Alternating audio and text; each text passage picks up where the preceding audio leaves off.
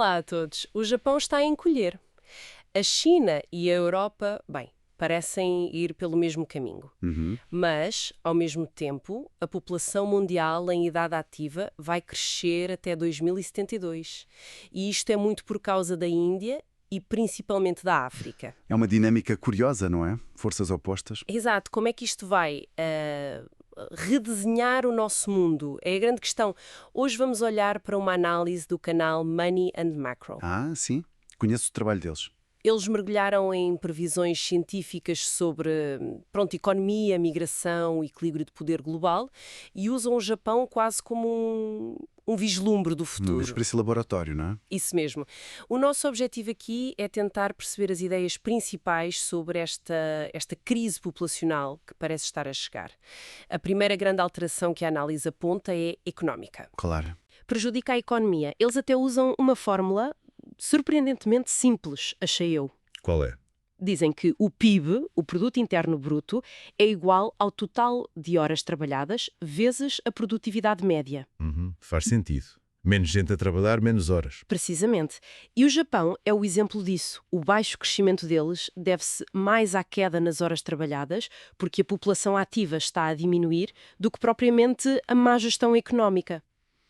É interessante isso, porque muitas vezes culpa-se a política económica, Pois. mas aqui a produtividade até subiu, só que não tanto como nos Estados Unidos, por exemplo. Exato. E isso leva diretamente à primeira grande previsão que eles fazem, a chamada japonificação. Japonificação, o que é isso exatamente? Basicamente, a ideia de que outras grandes economias da Ásia Oriental e da Europa, pensa na Alemanha, Coreia do Sul, China, vão passar pelo mesmo. Ou seja, crescimento mais lento. Crescimento mais lento e também aumento da dívida pública, como aconteceu no Japão. Mas não é o fim do mundo. Pelo menos a avaliar pelo Japão. Não, não é o fim do mundo. O Japão continua a ser um país rico e desenvolvido. Mas implica sim ter um menor peso económico global. Ok. E há mais implicações económicas, certo? Falaste da dívida. Sim, e isso é crucial. É a segunda previsão. É que muitos países estão a envelhecer agora, incluindo países mais pobres. E a previsão é que estes países atinjam o limite da sua capacidade de endividamento público muito mais depressa do que o Japão conseguiu. Porque não têm a mesma almofada económica que o Japão tinha? Exatamente. E isto pode levar a quê? Ou a crises de dívida graves, ou então a cortes muito, muito drásticos nos apoios sociais, nas pensões, na saúde. E isto afeta todos os países com baixa fertilidade. Basicamente, sim. Todos os que estão abaixo do nível de substituição, que é, cerca de 2,1 filhos por mulher. É um número mágico para a população se manter estável. Mas então, e os países que têm muitos jovens, como em África, não deviam estar prestes a disparar economicamente? A lógica seria essa, não? Bem, a lógica é um pouco mais complexa. E aqui entra um conceito-chave, a taxa de dependência. Taxa de dependência? Enfim, ter muitos jovens também pode ser um fardo económico, tal como ter muitos idosos.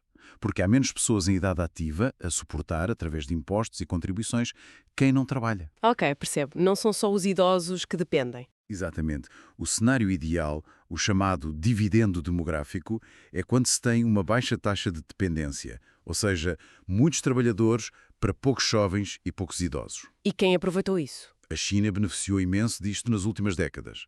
A Índia está a entrar nessa fase agora.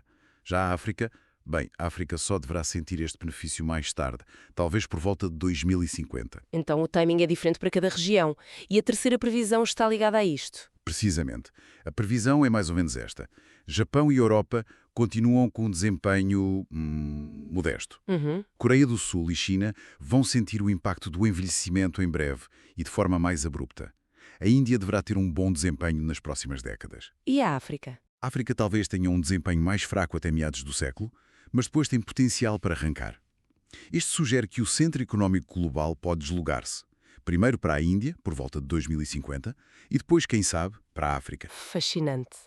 Para além da economia, a análise também fala muito de migração, não é? Sim, é a quarta previsão, e é muito importante. Atualmente a migração é muito impulsionada por conflitos ou por razões económicas, não é? Sim. Pessoas de países em desenvolvimento a irem para países ricos. Certo. No futuro, o grande motor da migração vai ser o desequilíbrio demográfico. Ou seja, Ou seja, economias a envelhecer, na Europa e na Ásia, que precisam desesperadamente de mão de obra. E, do outro lado, uma população enorme e jovem, em África, que precisa de emprego. Isso implica que os fluxos migratórios vão mudar completamente. Exatamente. Aqueles corredores mais tradicionais, pensando na América Latina, para os Estados Unidos ou da Europa de Leste para a Europa Ocidental, esses vão tender a secar. Porque essas regiões de origem também estão a envelhecer. Exato. A grande questão, a grande história das próximas décadas, será a migração de África para os países ricos. Até o Japão, que sempre foi tão fechado à imigração, já começa a abrir algumas portas por pura necessidade económica. Mas a política pode complicar isto tudo, não é? A política é o grande fator imprevisível aqui. Vai determinar como é que esses fluxos acontecem e para onde vão estas pessoas. E estas previsões, especialmente os timings, há alguma incerteza? Claro que sim. Há sempre. E essa é mesmo a quinta e última previsão ou nota de cautela de análise. Que é? Que as datas da previsão económica, aquela número 3, podem estar erradas.